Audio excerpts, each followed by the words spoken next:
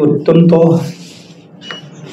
গুৰুত্বপূৰ্ণ বিষয় জাষ্টিছ বিপ্লৱ শৰ্মা ডাঙৰীয়াৰ যি প্ৰতিবেদন APSC কেলেংকাৰীক লৈ তাৰ ইতিমধ্যে তথ্যসমূহ পোহৰলৈ আহিছে আৰু যি তথ্য আমি প্ৰাৰম্ভিক ৰূপত আমি দেখিবলৈ পাইছোঁ অত্যন্ত ভয়ংকৰ এক তথ্য দুৰ্নীতি ভ্ৰষ্টাচাৰৰ সীমা এটা থাকিব লাগে সীমা চেৰাই গৈ সকলো পৰিধি ভাঙি কংগ্ৰেছৰ দিনত হোৱা এই কেলেংকাৰীৰ যি দস্তাবেজ আমি আজি জাষ্টিছ বিপ্লৱ শৰ্মা ডাঙৰীয়াৰ প্ৰতিবেদনত কিছু প্ৰত্যক্ষ কৰিলোঁ সেই সন্দৰ্ভত আজি আমি আপোনালোকক কিছু দলীয়ভাৱে আমাৰ স্থিতি অৱগত কৰাবৰ কাৰণে ইয়ালৈ আমন্ত্ৰণ কৰিছোঁ আমাৰ তিনিওগৰাকী সাধাৰণ সম্পাদক পল্লৱলোচন দাস ডাঙৰীয়া দীপ্তিৰঞ্জন শৰ্মা ডাঙৰীয়া আৰু আমাৰ পুলক গোহাঁই ডাঙৰীয়া লগতে আমাৰ মুখ্য মুখপাত্ৰ মনোজ বড়ো ডাঙৰীয়া মিডিয়া চেলৰ আহ্বায়ক আমাৰ ধ্ৰুৱ মৰল ডাঙৰীয়া উপস্থিত আছে পোনপ্ৰথমে মই এই যি প্ৰতিবেদন প্ৰকাশ পালে এই প্ৰতিবেদন সন্দৰ্ভত যি ধৰণৰ ভয়ংকৰ তথ্য আমি পালোঁ ভ্ৰষ্টাচাৰ জালিয়াতি স্বজন তোষণ আৰু কংগ্ৰেছৰ যি এক চৰিত্ৰ আকৌ এবাৰ যি প্ৰকাশ হ'ল কংগ্ৰেছ মানে কৰাপশ্যন আৰু কৰাপশ্যন মানে কংগ্ৰেছ এই যি কথাটো আমি যোৱা দশক জুৰি কৈ আছিলোঁ বা ৰাইজৰ মনতো এই বিষয়লৈ কোনো সন্দেহ নাছিল যে কংগ্ৰেছ মানেই ভ্ৰষ্টাচাৰ কংগ্ৰেছ মানেই দুৰ্নীতি আৰু সেই কথাটো আজি আকৌ এবাৰ প্ৰতীয়মান হ'ল আৰু আকৌ এবাৰ এষ্টাব্লিছড হ'ল যে কংগ্ৰেছ মানেই কৰাপশ্যন কংগ্ৰেছ মানেই দুৰ্নীতি গতিকে এই বিষয়লৈ আমি পোনপ্ৰথমে অসম চৰকাৰলৈ আমি আহ্বান জনাব বিচাৰিছোঁ প্ৰতিবেদনত প্ৰকাশিত সংশ্লিষ্ট যিসকলৰ নাম উল্লেখ হৈছে সেই সকলক সামৰি অসম চৰকাৰে এটা ক্ষীপ্ৰ আৰু শক্তিশালী তদন্ত ব্যৱস্থা কৰিব লাগে দ্বিতীয়তে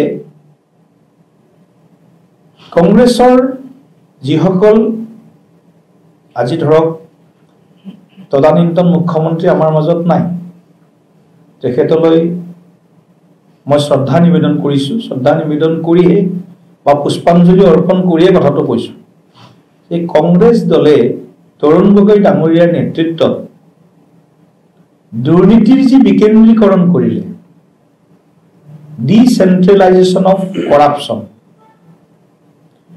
সেয়া অসমৰ ইতিহাসত এক কলংকিত অধ্যায় ইতিহাস হিচাপে আজি পুনৰবাৰ তাক মানে সাব্যস্ত কৰা হ'ল বা পুনৰবাৰ ই প্ৰমাণিত হ'ল তৰুণ গগৈ ডাঙৰীয়াৰ যিসকলৰ লগতে নাম ওলাইছে গৌৰৱ গগৈৰ পৰা আৰম্ভ কৰি সকলো নেতাৰ চেহেৰাবিলাক দেখিলে তেওঁলোকতকৈ অমায়িক যেন আৰু কোনো নাই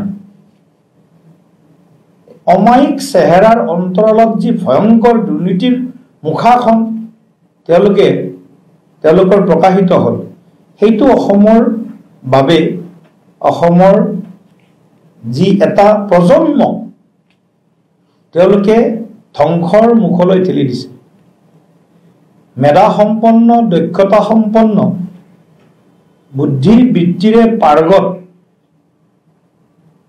যুৱ প্ৰজন্ম ব্যৱস্থাটোৰ পৰি আস্থাহীন কৰি তুলিছিল এটা ব্যৱস্থা যিটো ছিষ্টেমটোৰ প্ৰতি তেওঁলোকে অনাস্থা দেখুৱাবৰ বাধ্য হৈছিল আস্থাহীন কৰি তুলিছিল আৰু তাৰ পৰিণামত যুৱ প্ৰজন্মৰ মাজত হতাশাই গা কৰিছিল নিৰাশাই গা কৰিছিল মেধাসম্পন্ন যুৱক যুৱতী গুণসম্পন্ন যুৱক যুৱতীৰ প্ৰতিভাক ভৰিৰে মোহাৰি কংগ্ৰেছ দলে যি মহাপাপ কৰিলে তাৰ প্ৰায়শ্চিত্ত দেশৰ যুৱ প্ৰজন্মই অসমৰ যুৱ প্ৰজন্মই কংগ্ৰেছৰ এই প্ৰায়শ্চিত্ত নিশ্চয় যুৱ প্ৰজন্মই বিচাৰিব। গৌৰৱ গগৈ ডাঙৰীয়া বিয়াত কি উপহাৰ দিছে সেইটো আমাৰ কাৰণে কনচাৰ্ণ নহয়,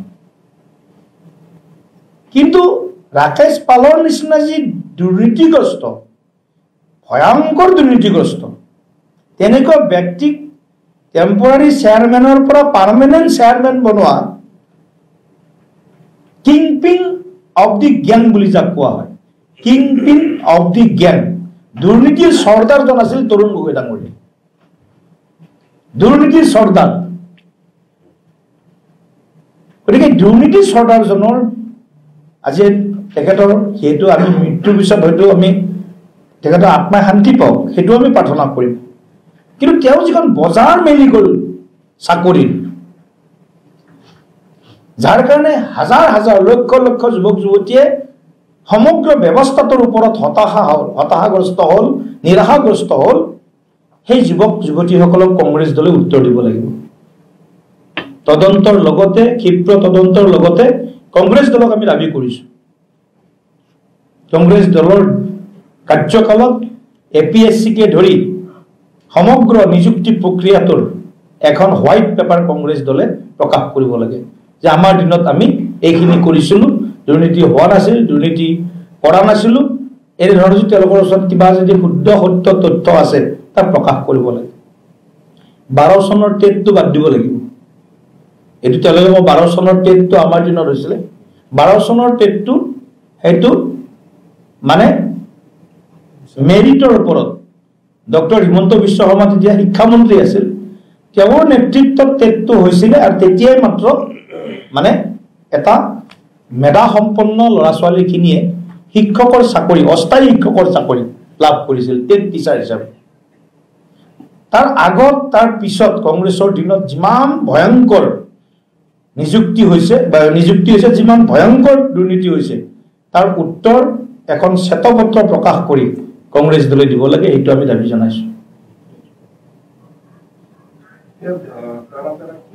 যিসকলে চাকৰি কৰি আছে, দুৰ্নীতি হৈছিল, চাকৰি লাভ কৰিছিল, সেই চাকৰি কৰি থকা সকলৰ বিৰুদ্ধে কেনেকুৱা ধৰণৰ ব্যৱস্থা গ্ৰহণ কৰাটো আপোনালোকে বিচাৰিছে? এই প্ৰথম কথাটো চাওক, এইটো এটা আয়োগৰ প্ৰতিবেদন, আৰু আয়োগৰ প্ৰতিবেদন আৰু এইখন এখন প্ৰতিবেদনক মই প্ৰথম মোৰ যিটো প্ৰতিক্ৰিয়া মই কৈছোঁ, বা আমাৰ দলৰ যিটো প্ৰতিক্ৰিয়া কৈছোঁ, প্ৰাথমিক প্ৰতিক্ৰিয়া হ'ল যে জাষ্টিছ বিপ্লৱ শৰ্মা ডাঙৰীয়াৰ যিখন প্ৰতিবেদন, সেই প্ৰতিবেদনখনক আমি নেয়াৰ টু পাৰফেক্ট বুলি আমি গণ্য কৰিম, নেয়াৰ টু পাৰফেক্ট। আৰু ইয়াত যিসকলৰ বিৰুদ্ধে যিবিলাক তথ্য ব্যক্ত হৈছে, মই কাৰো নাম ক'ব নাজানো যে কাৰ কাৰ বিৰুদ্ধে হৈছে, সকলোকে তদন্তৰ আওতালৈ আনিব লাগে। It's and everybody should come in this enquiry process. মই এই কথাটো কৈছোঁ, সকলোকে কোৱাৰ পিছত ইয়াত না কংগ্ৰেছ থাকিব, না ৰাইজৰ দল থাকিব, না অসম জাতীয় পৰিষদ থাকিব, এনেকুৱা কথা নাই। সকলোকে তদন্তৰ আওতালৈ আনিব লাগে মই ভাবোঁ। আৰু যদি শুদ্ধভাৱে ট্ৰান্সপাৰেণ্ট ৱেত আৰু যি পৰীক্ষা পদ্ধতি, সেই পদ্ধতিৰ জৰিয়তে যদি কোনোবা মেধাসম্পন্ন চাকৰি পাইছে, তাৰ আমাৰ আপত্তি কৰিব লাগে একো নাই। এনেও গম পোৱা যায় যেতিয়া এটা পৰিয়াল, দুটা পৰিয়ালৰ মানুহে যেতিয়া 5জন চাকৰি পায়, নিশ্চিতভাৱে এইটোত এটা কিবা গণ্ডগোল আছে। ইয়া মোৰ পাৰ্টিৰে হওক, বেলেগ পাৰ্টিৰে হওক, যাৰে নহওক, কিবাটো গুণ পোৱা যায়। কিন্তু সেই কিবাটো আমি ক'লেই নহ'ব। ইয়াক সেইকাৰণে কৈছোঁ ক্ষীপ্ৰ তদন্ত। অসম চৰকাৰে FIR দাখিল কৰিব লাগে ৰাকেশ পালৰ বিৰুদ্ধে। প্ৰথম কথাটো, ৰাকেশ পাল হ'ল তৰুণ গগৈ চৰ্দাৰ, আৰু দ্বিতীয় চৰ্দাৰ হ'ল তৰুণ গগৈ, মানে শ্ৰদ্ধেয় তৰুণ গগৈ কৈছোঁ। সেইটো আপোনালোকে শুদ্ধ কৰি দিব, নহ'লে আকৌ কাটি কিনে আপোনালোকে তৰুণ গগৈ চৰ্দাৰটো দেখাব। শ্ৰদ্ধেয় তৰুণ গগৈ চৰ্দাৰ আছিল চাকৰি বজাৰৰ, আৰু তাৰপিছত কমাণ্ডাৰ ইন চিফ আছিলে Rakesh Pal. He is not the chairman. Chairman পদটোৰ গৰিমা আছিল। Commander of corruption Rakesh Pal. গতিকে ৰাকেশ পালৰ বিৰুদ্ধে যিহেতু তৰুণ গগৈ ডাঙৰীয়া আমাৰ মাজত নাই, তেওঁৰ বিৰুদ্ধে এফআইআৰ দিব নোৱাৰোঁ আজি আমি। ৰাকেশ পালৰ বিৰুদ্ধে পুনৰ অসম চৰকাৰে এফআইআৰ দিব লাগে আৰু ইয়াৰ ক্ষীপ্ৰ তদন্তৰ ব্যৱস্থা কৰিব লাগে। প্ৰয়োজন হ'লে SIT গঠন কৰিব লাগে। ইয়াৰ কাৰণে SIT স্পেচিয়েল টাস্ক ফ'ৰ্চ কৰিব লাগে। গতিকে আমি সেইটোৰ দাবী কৰিছোঁ। আপোনালোকৰ দলে কিবা ব্যৱস্থা কৰিব নেকি? যিকেইজন আপোনালোকৰ দলৰ নেতাৰ নাম ওলাইছে। চাওক, প্ৰথম কথাটো আমি এইখন সমাজৰ পৰা বিচ্যুত নহয়, এইখন সমাজৰ লগত আছোঁ। সমাজে বেয়া পোৱা কাম আমি নকৰোঁ। দলৰ মজিয়াত এই গোটেই কথাবিলাক আলোচনা কৰা হ'ব আৰু প্ৰথমতে যি চৰ্দাৰেতো তেওঁলোকৰ দলৰ মানুহখিনি কৰক। আমিতো পুচি খলিয়া নাহে আমাৰ মানুহ, ৰৌ বৰালি তেওঁলোকে। আগতে কথা আছিল যে পুচি খলিয়ানা জালত পৰে, ৰৌ বৰালি পলাই হাৰে। এতিয়া ৰৌ বৰালি পলাই হাৰিব পৰা নাই। জাষ্টিছ শৰ্মা ডাঙৰীয়াৰ দিনত ৰৌ বৰালিবিলাক ধৰাত পৰিছে আৰু পুচি খলিয়ানাও ধৰাত পৰিছে। শক্তিশালী জাল আছিল, জালখন বৰ ধুনীয়া জাল আছিল।